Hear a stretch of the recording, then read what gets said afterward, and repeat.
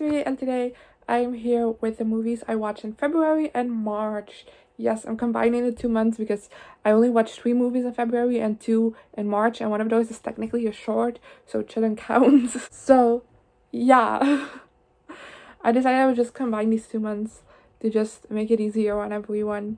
And yeah, it's also coming a little bit earlier than normal. It's because I'm having to rearrange my uploading schedule because of some album releases in the beginning of the month.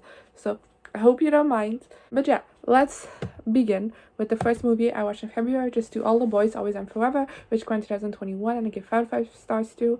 Senior year of high school takes center stage as Laura Jean returns from a family trip to Korea and considers her college plans with and without Peter. So this came out in February and I watched it, obviously. If you've been around this channel, you know that I'm invested in this franchise. I really love the books. Always and Forever Laura Jean, which is the last book, has always been my favorite of the trilogy.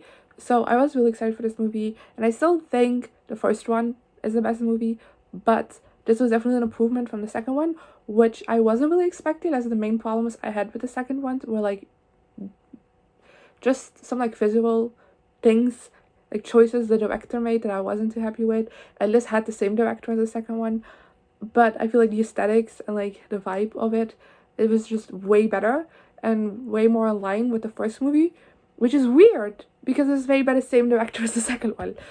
But, you know, I'm not complaining. Also, I believe those 2 movies were filmed back to back. So, I don't know what went wrong with the second one, but we're not going to talk about it. But yeah, I think this is also, I don't have the best memory of the books, but I feel like this one changed the most from the book compared to the other 2, but I didn't really have a problem with that. I really liked the story of this movie, and I think it told the story very well that it needed to tell. And I heard Lana Connor, who plays Laura Jean, say that in the first 2 movies Laura Jean was like picking a boy, and in like the third movie she's picking for herself, and I really like that sentiment, and it's true. And I think this was the perfect way to wrap up this trilogy of movies. They did it perfectly, and yeah, they're just a happy place for me. So do they maybe technically deserve 5 stars? No, but will I give them that? Yes, because it's how I feel. Deal with it. And then the next movie I watched is Bambi, which came out in 1942, which I gave 2 to 5 stars to. The story of a young deer growing up in the forest. This was a part of like my watching my calendar series, so I'll leave a link to that playlist in the description down below so you can go check out my full thoughts as I was watching this movie. But I was not a fan of it, spoiler alert. It was just so incredibly boring, like so boring, and I feel like there was truly like no real plot to this movie. It was just things happening to Bambi.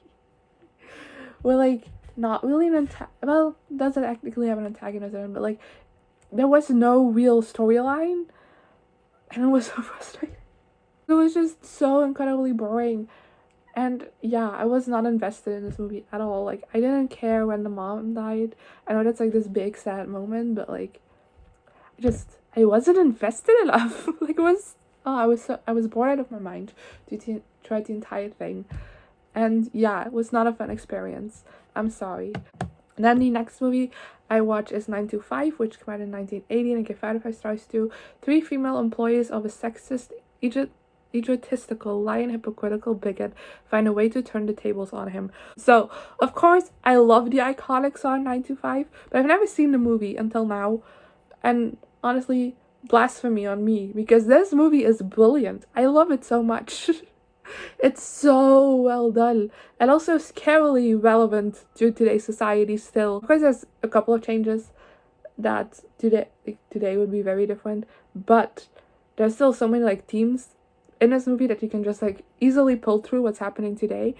And I don't like it because you want to think that things have changed, but not so much. Yeah, I really love this movie. I think the 3 leads are fantastic. The storyline is great. It's a little bit ridiculous at times, but it never goes over the top. Like, it works all perfectly. And yeah, I love this movie. Then for the first movie I watched in March, we have Clueless, which came out in 1995, and I gave 5 stars to. This was a rewatch for me. Shallow witch and socially successful Cher is at the top of her Beverly Hills High School's pecking skill. Seeing herself as a matchmaker, Cher first coaxes two teachers into dating each other.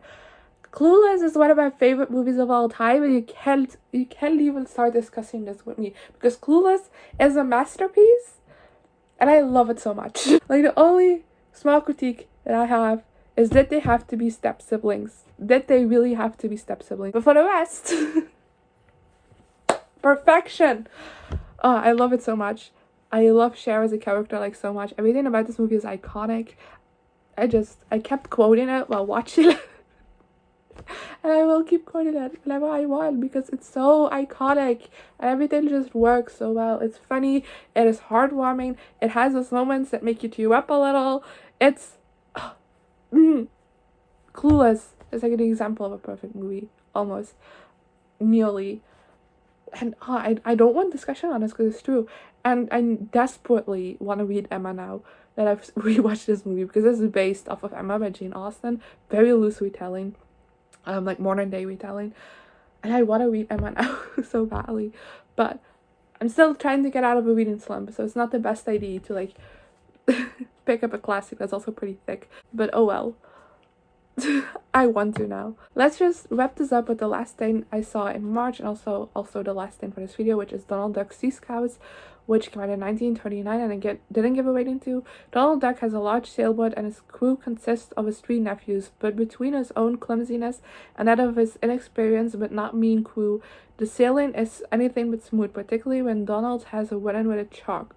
So this is a short, as you can see, maybe, perhaps, I don't know if you can really see it, but this was also part of my Watching My Calendar series. Leave it in the description. It was weird because I didn't know how to do it with a short, but I tried to anyway. So I hope that's an enjoyable video. But yeah, I thought this was fine. I don't really have that much to say about it. It was alright. It did do a lot of like tropes that I already know from like animation, but like it's from 1939. Like this is old, so you know I can blame it for using old tropes because it is old. But yeah, the thing I really liked in the short though is the music and the use of music. I don't know why, just something I noticed, and I don't often notice the music in movies unless it's a musical, and that's like the whole point. So, you know, I appreciated that. And that's all I have to say for today. It's not a lot, I know that, I apologize for that. But yeah, let me know in the comments below what you thought of these movies, if you saw them as well as some movies you watched in February or March, and I guess I'll see you guys next time. Good. Here I am again, the same old situation. Why does the God thing have to be so complicated? Should've played it cool.